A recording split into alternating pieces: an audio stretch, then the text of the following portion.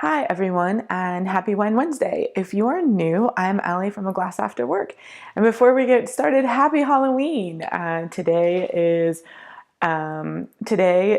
actually Halloween, so I'm trying to get this done and out the door before our trick-or-treaters come. We usually get about 350 kids, so we end up doing a night out on our porch with some crackpot chili and some wine, and this year we're having a couple of friends over to help us hand out candy. So I want to make sure that I get to say hello to you all before I head on out to take care of the kids who are going to come trick-or-treating. With that, why don't we dive right on in? So we are going to open this bottle called Bootleg. As you can see, it's got a fun label. It's a 2014 red blend from Napa. I've never had it before. I actually picked it up in Costco for about $30, I think. And it looked like it was too fun to pass up and too perfect for Halloween, especially since our house is decorated with graveyards and skeletons and all kinds of that kind of craziness. To have a skeleton on the label, I just couldn't pass it up. And so Bootleg is a smaller production, and so they actually have a female winemaker, and she was actually listed in Wine Enthusiast as one of the top 40 under 40 tastemakers. And so my hope is that this is going to be a lot of fun. It's a red blend, and it's actually got a lot going on. This vintage is 46% Syrah, 39% Merlot, 13% Petite Syrah, 1% Petit Verdot, and 1% Cabernet Sauvignon. And the idea behind it is that they wanted to create a wine that was going to be the essence of Napa. So the grapes that are put into the blend are going to change every year. Their first vintage was 2012.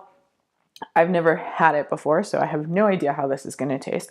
But I thought it sounded like fun. And the idea behind the label is that they're really trying to pay homage to all of what they call the rogue winemakers that came before them. And so they really are trying to embrace this idea that without rules and without expectations, that's when real opportunity comes. And so they're trying to kind of break the rules and not focusing on one particular vineyard, but really just embracing the essence of Napa and Sonoma. And this ends up being an all Napa wine. With that, why don't we take a quick look?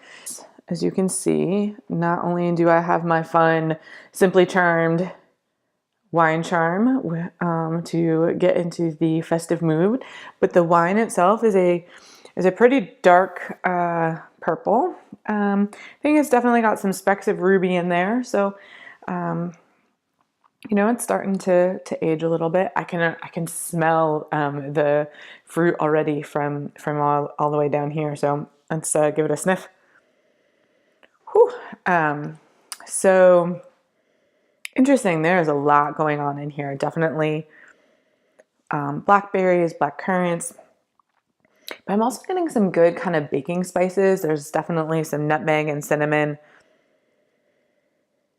There's actually also a little bit of black pepper happening. And this is a wine that has definitely spent some time in oak. So I'm getting a little bit of that cedar taste to it. All right, why don't we give it a taste? Cheers.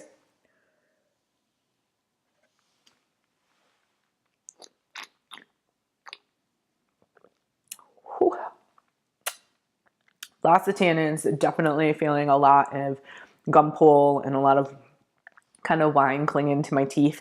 I really like that. I know that that's not everybody's thing, but I really like wines with some good, like, solid structure like that. And plus, there's some nice acidity, and it also has a good body to it. I would say it's a medium to full body. So the medium to full body and the acidity matched with the tannins gives this a nice kind of all-around feel while you're drinking it.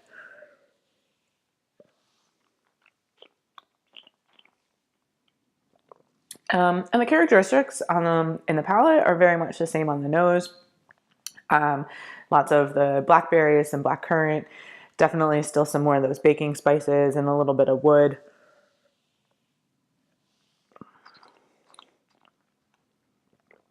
Yeah, I actually am also, interestingly, maybe getting a little bit of like thyme or something along those lines, which is adding a fun dimension. So, you know what? I don't know if it's a $30 bottle of wine.